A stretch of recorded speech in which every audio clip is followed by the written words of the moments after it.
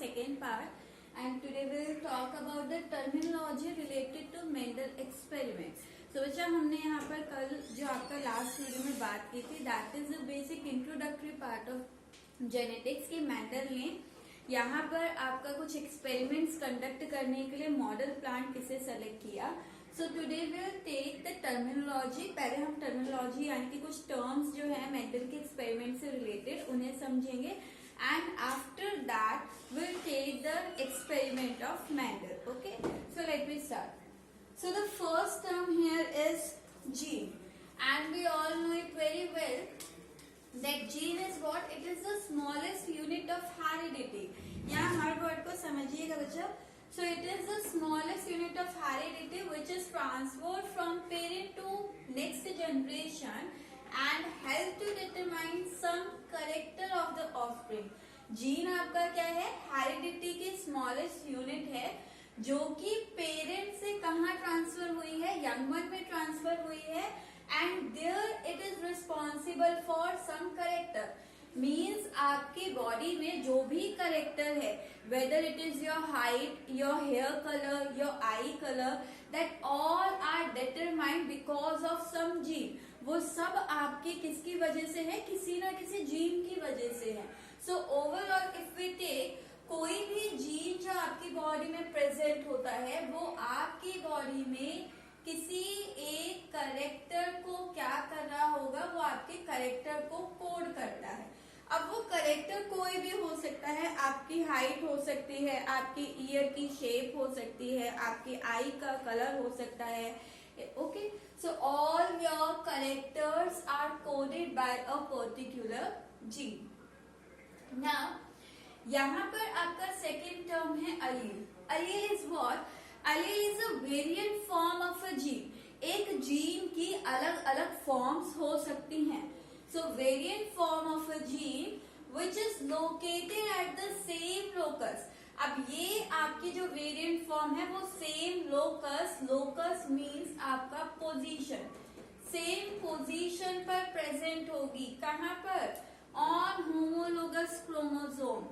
As we know that human are diploid, हम कैसे हैं? डिप्लॉयड है. And we have what? We have copy. We have copy of our each chromosome. हमारे हर chromosome की एक क्या है? कॉपी है. Okay, like this is chromosome 1 and this is also the copy of chromosome 1. And these two are identical to each other. ये दोनों आपके क्या होते हैं? एक दूसरे से आइडेंटिकल होते हैं.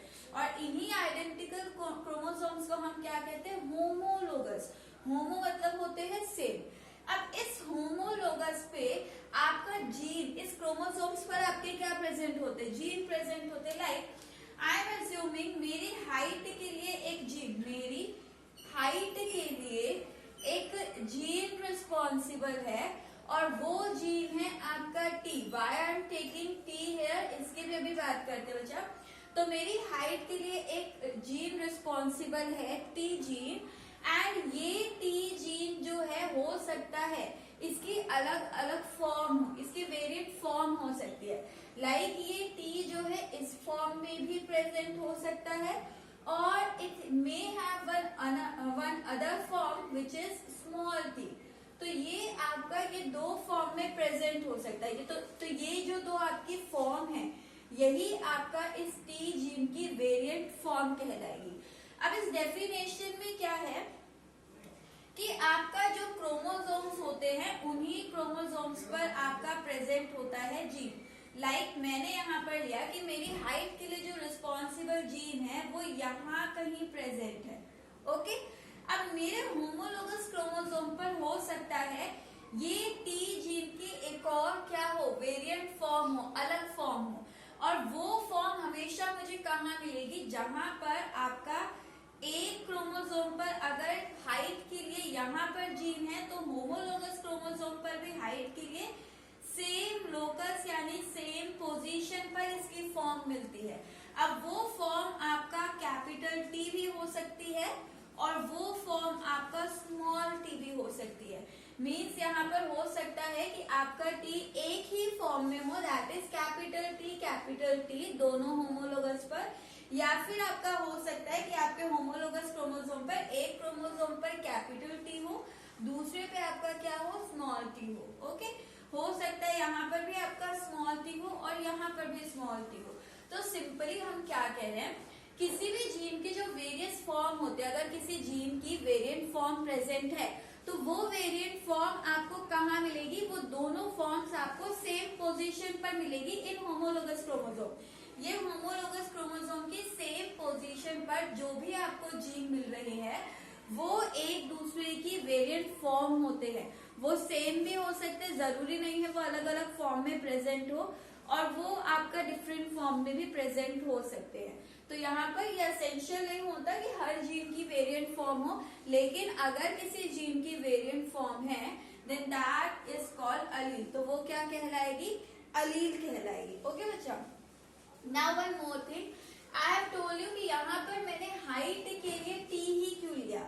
मेंडल ने यहाँ पर एक और बात की थी बच्चा कि किसी भी करेक्टर के लिए आप जीन को कैसे रिप्रेजेंट करोगे, क्योंकि जीन हमारी बॉडी में कोई अल्फाबेट की फॉर्म में नहीं है, ए बी सी डी जो आपको दिख जाएगा, ए जीन बी जीन।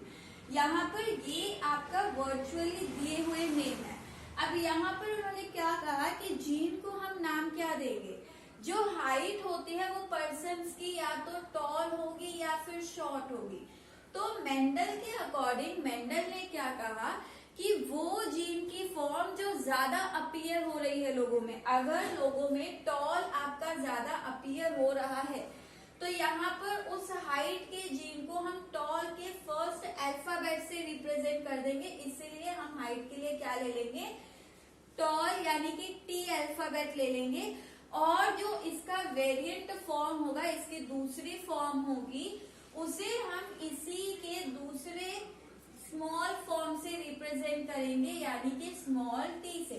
इसे हमने एस से रिप्रेजेंट नहीं किया। वाई सो मेंडल ने कहा अगर हम हर आपके वेरिएंट फॉर्म के लिए अलग अलग अल्फाबेट ले तो फिर कैलकुलेशंस में यानी प्रोबेबिलिटी फाइंड आउट करने में प्रॉब्लम हो सकती है, अंडरस्टैंडिंग में प्रॉब्लम हो सकती है। इसीलिए उन्होंने सिंपल सा लॉजिक लगाया कि किसी जीन का आपका एक्सप्रेशन क्या है, यानी कि कोई जीन जनरेशन में या ऑर्गेनिज्म में जो ज्यादा एक्सप्रेस हो रहा है, ज्यादा एक्सप्रेस कौन हो रहा है, टॉल ज्यादातर ऑर्गेनिज्म अगर दिख रहे हैं तो उसी करेक्टर का फर्स्ट अल्फाबेट आप क्या रख देंगे, उसकी जीन का नाम रख देंगे, और उसकी जो वेरिएंट फॉर्म है उसे रिप्रेजेंट करने के लिए आप उस अल्फाबेट का स्मॉल फॉर्म ले लेंगे। अब मान लो कि अगर जनरेशन में ऑर्गेनिज्म आपके शॉर्ट ज्यादा अपीयर हो रहे होते, ठीक है, अगर मेंडल को दिखा होता कि छोटे पौधे ज्यादा हैं और टॉल बहुत रेयर है, तो वो आपका इस हाइट के लिए क्या जीन रिप्रेजेंट करते, एस कर देते कि एस जो है वो आपके क्या है, शॉर्ट आपके ज्यादा दिख रहे हैं। ओके, एंड इसके अगेंस्ट आपका जो वेरिएंट फॉर्म है जो कम दिख रही है उसे स्मॉल अल्फाबेट से रिप्रेजेंट कर देते। तो यहाँ पर मेंडल की सिर्फ ऑब्जर्वेशन थी, जो चीज ज्यादा दिखती थी वो उसी को डोमिनेटिंग मान लेते थे और उसी के अकॉर्डिंग उसका जीन जो है वो साइन कर देते थे। ओके, सो यहाँ पर इसलिए हाइट के लिए हमने क्या लिया, टी लिया। नाउ यहाँ पर हम बात करते हैं नेक्स्ट टर्म की, that is homozygous parent. If you have find out कि कहीं पर होमोजाइगस पेरेंट लिखा हुआ है तो उसका मतलब क्या होता है बच्चा, होमो मतलब होता है सेम, होमो मतलब क्या है, सेम। सो यहाँ पर अगर किसी पर्टिकुलर जीन की जो अलीलिक फॉर्म है, किसी पर्टिकुलर जीन की जो अलीलिक फॉर्म यानी कि वेरियस अलील की जो फॉर्म है वो अगर आइडेंटिकल है, दोनों आइडेंटिकल है, यहाँ दो हम क्यों लिख रहे हैं, क्योंकि हम डिप्लॉइड ऑर्गेनिज्म की बात कर रहे हैं, हम प्लांट की और ह्यूमंस की बात कर रहे हैं। तो हम लोग डिप्लॉइड है कि हमारे पास होमोलोगस क्या होते हैं, क्रोमोसोम 2 होते, पेयर में होते हैं, इसलिए हम यहाँ पर 2 आइडेंटिकल अलील लिख रहे हैं। सो यहाँ पर having 2 identical Aleel of a particular gene, एक पर्टिकुलर जीन की अगर 2 अलीलिक फॉर्म सेम हो, फॉर एग्जाम्पल ये होमोलोगस क्रोमोसोम है, मान लो इस होमोलोगस क्रोमोसोम पर हाइट के लिए जो जीन की अलीलिक फॉर्म है वो यहाँ पर एक क्रोमोसोम पर भी कैपिटल टी है और इसके होमोलोगस क्रोमोसोम पर भी क्या है, कैपिटल टी है। तो यानी कि होमोजाइगस क्या कंडीशन है, जब दोनों अलीलिक फॉर्म क्या है, कैपिटल टी यानी कि सेम है होमोलोगस क्रोमोसोम पर।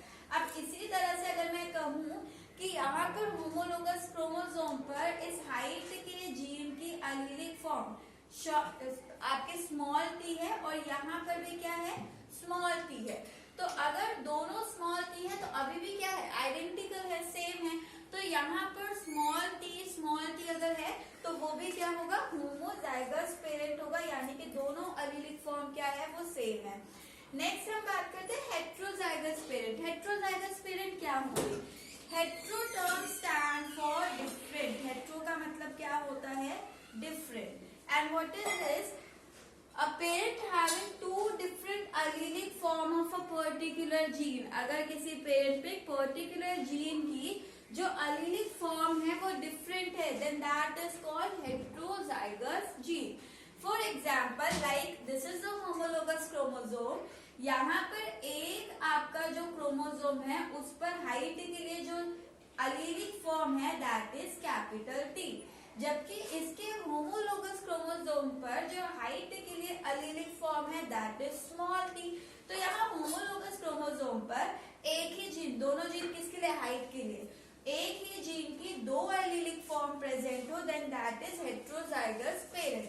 तो यहाँ पर आपका कंडीशन क्या बनती है कि अगर पेरेंट आपका इस तरह से रिप्रेजेंट किया हो कि दोनों अलीलिक फॉर्म क्या है, दोनों allelic form different है, then that is called your heterozygous parent. Okay. Now the next term is monohybrid cross. And what is this monohybrid cross? यहाँ पर दो डेफिनेशन है बच्चा, और ये डेफिनेशन आपको समझ आएगी because you have learn a bit about the genetics in your 10th class also, जहाँ पर आपने मोनोहाइब्रिड डाईहाइब्रिड क्रॉसेस को पढ़ा है। Okay, so let me take the first definition first. यहाँ पर हम क्या कह रहे हैं, मोनो मतलब होता है एक, ओके, हाइब्रिड मतलब होता है मिक्सिंग। एक करेक्टर की अगर मिक्सिंग का कोई क्रॉस आप स्टडी कर रहे हो, यानी कि पेरेंट्स के अंदर जिन पेरेंट्स को आप क्रॉस करके नई जनरेशन बना रहे हो, उन पेरेंट्स के सारे करेक्टर सेम हो, बट एक करेक्टर क्या हो, उनमें क्या हो, डिफरेंट हो, और उसी एक डिफरेंट करेक्टर को स्टडी करने के लिए आप यहाँ पर क्रॉस फॉर्म कर रहे हैं, then that is monohybrid cross. पहली डेफिनेशन पर आते हैं, it is the genetic mix. बिल्कुल सही है, क्रॉस हम बात कर रहे हैं, क्रॉस तो दो चीजों के बीच में हो रहा है, और दो चीजों के बीच में हो रहा है तो दोनों का जेनेटिक मटेरियल मिक्स होगा।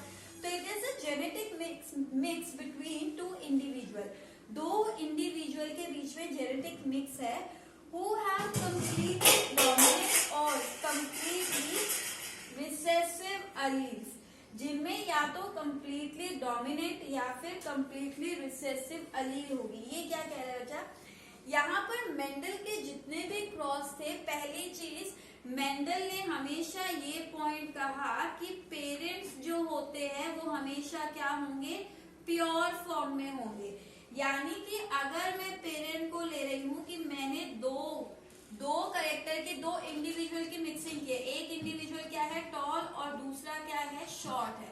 तो बच्चा शॉर्ट के लिए तो आपको पता है कि स्मॉल टी से हम रिप्रेजेंट करेंगे। जीन क्या होगा इसका, क्योंकि टॉल ज्यादा दिखते थे इसलिए जीन हम टी से रिप्रेजेंट करते हैं, और अगर मैं टॉल के लिए टी ले रही हूँ तो शॉर्ट के लिए क्या हो जाएगा, स्मॉल टी हो जाएगा।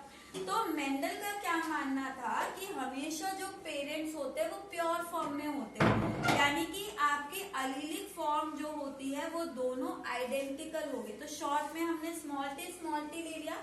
इसी तरह अगर हम टॉल की बात करें, सो बच्चे टॉल यहाँ पर दो चीजें हो सकती, देखो आप कैपिटल टी लोगे तो भी आपका टॉल है, and if you are taking capital T with small T तो भी आपका क्या है, टॉल। क्योंकि आपने लोअर क्लासेस में पढ़ा होगा कि जब ये मिक्स करेक्टर आता है तो इसमें से जो ज्यादा आपका एक्सप्रेस होगा, और ज्यादा एक्सप्रेस कौन सा होता है, दिस कैपिटल टी, तो जो ज्यादा एक्सप्रेस होता है वो दूसरे अलील की फॉर्म को एक्सप्रेस नहीं होने देता, यानी कि स्मॉल टी को एक्सप्रेस नहीं होने देगा और पौधा यहाँ पर भी क्या होगा, टॉल होगा।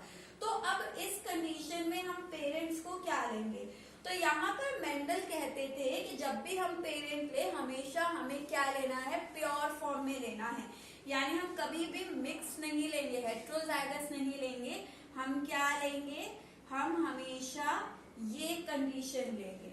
ओके, सो यहाँ पर क्या है, जेनेटिक मिक्स है दो इंडिविजुअल के बीच में, दो इंडिविजुअल के बीच में जेनेटिक मिक्स, जहां पर वो कंप्लीटली डोमिनेंट होगा, या तो पेरेंट कंप्लीटली डोमिनेंट हो या फिर पेरेंट कंप्लीटली क्या हो, रिसेसिव हो। इसका मतलब क्या है, इस पूरी लाइन का मतलब है कि पेरेंट कैसा होना चाहिए, प्योर फॉर्म में होना चाहिए, मिक्सिंग हेट्रोजाइगस कंडीशन नहीं होनी चाहिए, which result in opposite phenotype.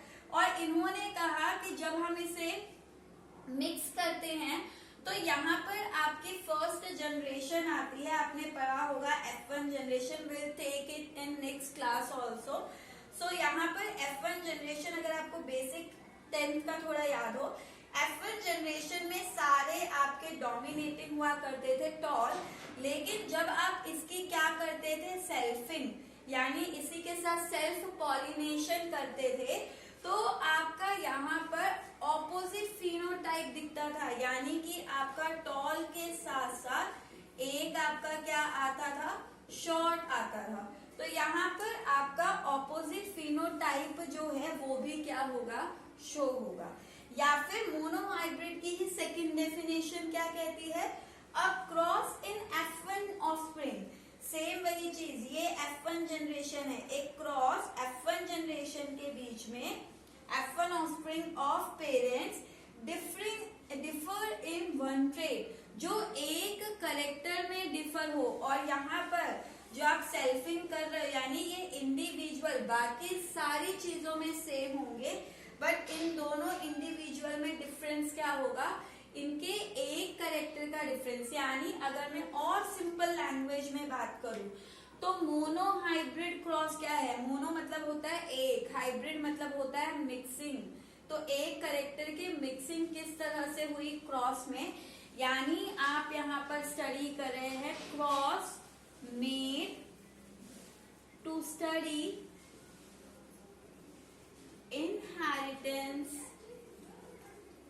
inheritance pattern of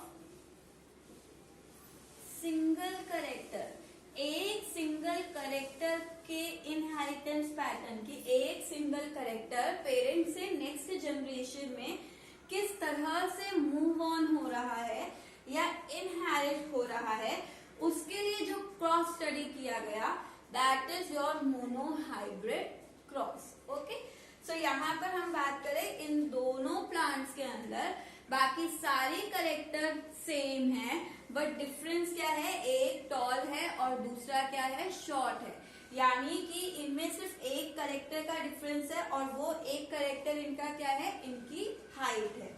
likewise we are also going to study about dihybrid cross.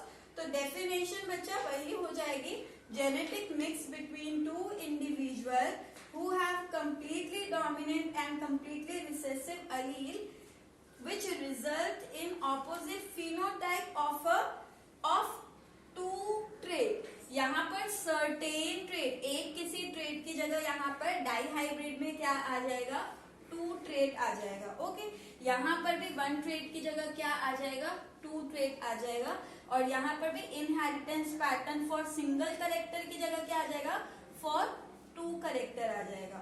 So this is all about your terminology related to the experiments of Mendel. In the next class, we'll take the first experiment, that is monohybrid cross और inheritance pattern of single gene। एक gene किस तरह से inherit होता है from one generation to next or from parents to offspring, that we'll study in the next class. For today, it is enough. Okay, thank you so much.